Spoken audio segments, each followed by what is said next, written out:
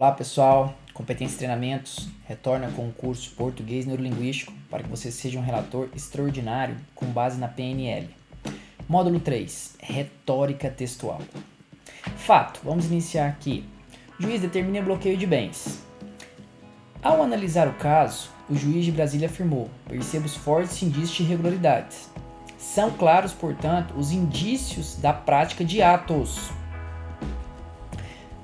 Trilha do conhecimento. 1, nós vimos psicolinguística. No 2, fundamentos da produção. Agora no 3, vamos falar de retórica textual. No 4, redação corporativa e jurídica. E no 5, análise textual. Lista de siglas. CJI. Conceito jurídico indeterminado. Reflexão. Com muita paciência, pode-se convencer a autoridade e a língua branda quebra até os ossos.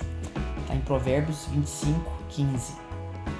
Retórica é a arte de bem argumentar para convencer o leitor. É ouvir o sim do leitor. Para isso, o escritor, o relator, ele deve arguir a verdade. Assim, colocar na mesa, escrever fatos substanciais, fatos verdadeiros, é o factfulness. Para isso, vai evitar as dúvidas do leitor e chegar ao sim. Neuropersuasão. Hemisfério esquerdo, nós temos a razão, e dentro desse critério, você pode persuadir mediante a coerência, a organização lógica, a escassez. Temos o interesse público, e temos normas objetivas, onde estão a prova social. E aqui a análise. Já no hemisfério direito, nós temos aqui a emoção. Nós temos aqui o interesse privado. E temos critérios de simpatia, cortesia, reciprocidade, onde tem que ter cuidado com os presentes recebidos. E normas subjetivas, que é o critério da autoridade. E a síntese. Formas de persuasão. Nessa obra aqui, o poder da persuasão, ele diz: nossa capacidade de levar em consideração uma série relevante de fatos e, consequentemente, de tomar boas decisões é incontestada. Ainda assim, também temos nossas limitações de capacidade e, em nome da eficiência, às vezes precisamos nos afastar dessa tomada de decisão demorada, sofisticada, complexa, e reagir de maneira mais automática, primitiva e unívoca. É por isso que utilizamos os fatores de reciprocidade, consistência, prova social, simpatia, autoridade e escassez com tanta frequência e de maneira tão automática para tomar nossas decisões relativas à concordância. Técnicas de fundamentação. 6 critérios para construir coerência, convencendo pela lógica. 1. Causalística, indicar, reproduzir ou parafrasear um benchmark, explicando sua relação com a causa ou a questão decidida. 2. Concretude, explicar o motivo concreto da incidência de conceito vago no caso. 3. Especificidade, invocar motivos que se prestariam a justificar especificadamente a decisão. 4. Empatia, enfrentar todos os argumentos capazes de, em tese, infirmar a conclusão adotada. 5. Determinismo, invocar benchmark identificando seus fundamentos determinantes ao demonstrar que o caso se ajusta àqueles fundamentos. 6. Aproximação, concordar com o dado invocado pela parte, demonstrando a existência de semelhança no caso. Nexo causal, como aplicar a técnica? Um exemplo aqui, o contexto é uma defesa de uma tentativa de punição baseada na mera reprodução de norma. E o texto?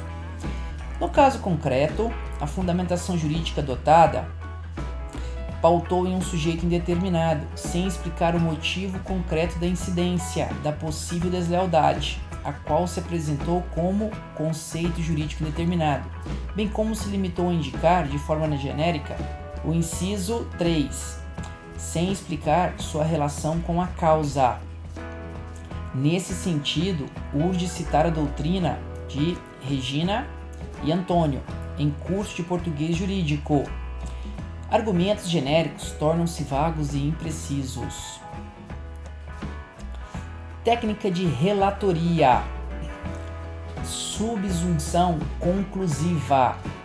É citar o fato, em seguida a norma e concluir, conforme o slide anterior estava indicando. Vamos para outro exemplo.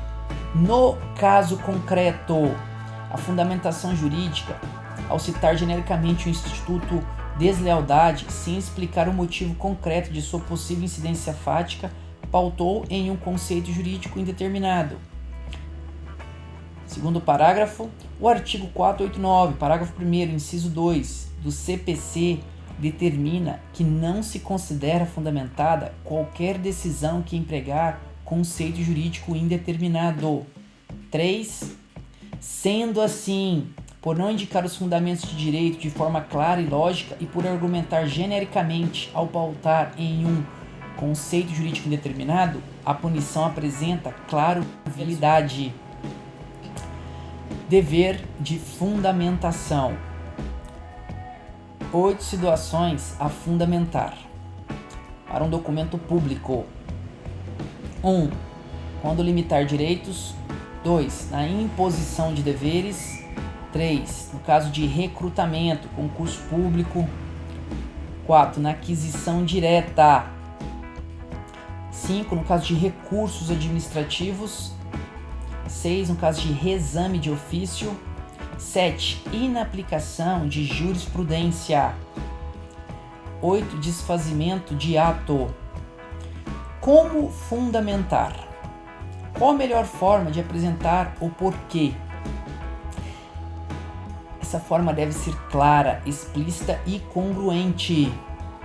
Pode consistir em declaração de concordância com fundamentos de anteriores pareceres, informações, decisões ou propostas, que neste caso serão parte integrante do ato. Motivação é a indicação dos fatos e dos fundamentos jurídicos. Coerência. Como construir?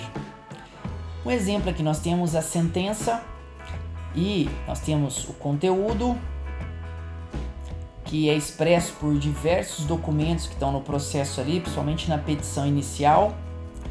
E vamos verificar se tem atributos esses documentos e se eles têm uma forma, razoável. Nesse sentido, quando ele chega a ser um documento que foi filtrado e tem um critério de valor, um documento verdadeiro, ele vai para o relatório, que é uma das partes da sentença. E a outra parte é os fundamentos, onde vão se analisar as questões de fatos e as questões de direito. E a terceira parte é o dispositivo, onde cabe a conclusão. Interessante aqui é que aquele documento lá na inicial, ele tem a capacidade de convencer o juiz, ok? Se estiver baseado na verdade, principalmente. Benchmark. Aqui é um ato normativo, uma jurisprudência, um precedente ou enunciado de súmula. Conceito vago. É conceito jurídico indeterminado.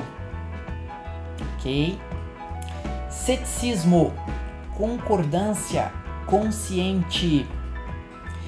Nessa doutrina, ele diz: uma informação isolada, apesar de normalmente nos transmitir um conselho correto, pode nos levar a erros evidentemente tolos. Erros que, quando explorado por pessoas inteligentes, nos fazem parecer bobos ou algo pior. Por isso eu alerto para o risco de uma informação estar contextualizada. Dissociação. Técnica de se deslocar para outra perspectiva. Ela também é tida como escrita empática. Nós temos o leitor, o escritor, e o escritor, ele vai se colocar no lugar do leitor, ok?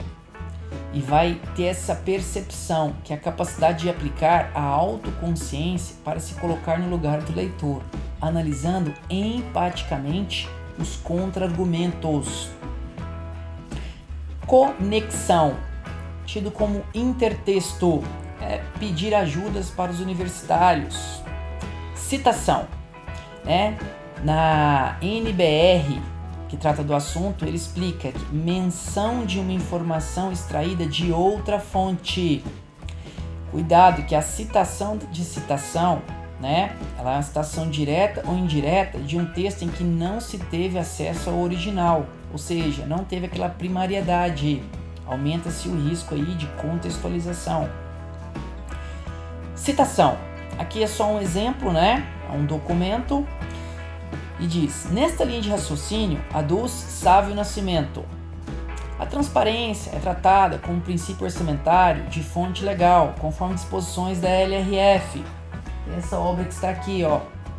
E lá no rodapé ele coloca: Nascimento, Sávio, Lei de Responsabilidade Fiscal na prática dos concursos. Rio de Janeiro, Elsevier. Ok, esse é a referência que vai chancelar ali. É o que? É um critério de autoridade, de um doutrinador ali que está corroborando a sua linha ali de raciocínio. Pessoal, então encerramos aqui o módulo. Eu deixo o meu até mais, tá? Que o português neurolinguístico esteve aí, né, na sua escrita. E no próximo módulo preparamos um conteúdo excepcional sobre redação corporativa. Então, você sabia que um documento mal elaborado pode causar um grande prejuízo? Nos vemos lá